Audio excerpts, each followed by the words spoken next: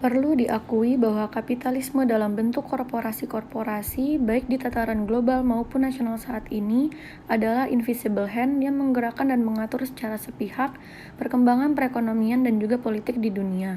Menggunakan wadah pasar yang harus bekerja secara bebas tanpa campur tangan negara, mengandalkan komoditi dan modal sebagai pedang yang mengekang, melenyapkan hak-hak buruh, menghilangkan kontrol atas harga, mengurangi pemborosan anggaran negara dengan memangkas semua subsidi untuk pelayanan sosial seperti pendidikan, kesehatan, BBM, dan jaminan sosial.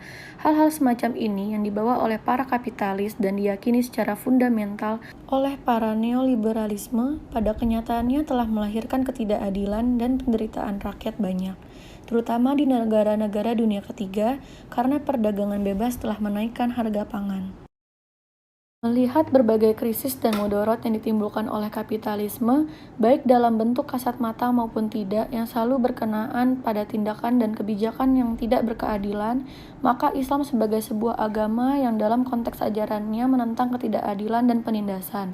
Dalam hal aktivitas ekonomi, konsumsi, dan distribusi, Al-Quran menyebutkan larangan memakan harta dengan cara batil, yang mengarah pada perilaku curang, menipu, menindas, dan sekaligus akumulasi nilai barang yang berlebihan pada komoditas.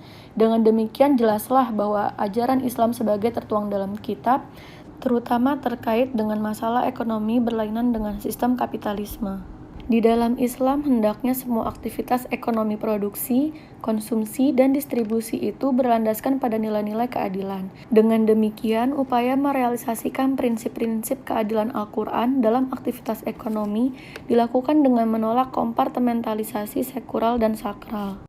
Oleh karena itu, pesan-pesan keadilan Islam harus mampu membangkitkan kekuatan-kekuatan protes dan perlawanan atas poros-poros kapitalisme yang selalu ambil peran dalam meningkatkan angka-angka depresi sosial ekonomi dan ancaman bagi dehumanisasi nilai-nilai kemanusiaan yang semakin menjadi-jadi. Jiwa-jiwa revolusioner sebagaimana telah dicontohkan Nabi Muhammad sedini mungkin harus dipupuk di kalangan umat muslim. Bila Nabi menentang penindasan dalam bentuk perbudakan kala itu, maka sekarang kita harus menentang penindasan terhadap petani dan buruh. Bila Nabi menentang oligarki borjuis Arab kala itu, maka kita harus menentang era pasar bebas ala kapitalis dan semua elemen pendukungnya yang hanya membuat kaum bawah semakin tertindas secara sosioekonomi. Bila Nabi mengedepankan nilai-nilai toleransi, demokratis, dan liberatif, maka sudah sepantasnya kita bersikap demikian dengan membuang jauh-jauh sikap fanatik dan primordial yang terlewat batas. Aktualisasi konkret atas penerapan ajaran Islam yang menentang ketidakadilan dan penindasan harus segera mungkin dijalankan, dengan ikut terlibat secara aktif dalam menentang berbagai kebijakan penguasa yang mendiskreditkan para kaum miskin, petani, dan buruh sebagaimana Nabi yang bersamai orang-orang kafir, miskin, dan tertindas.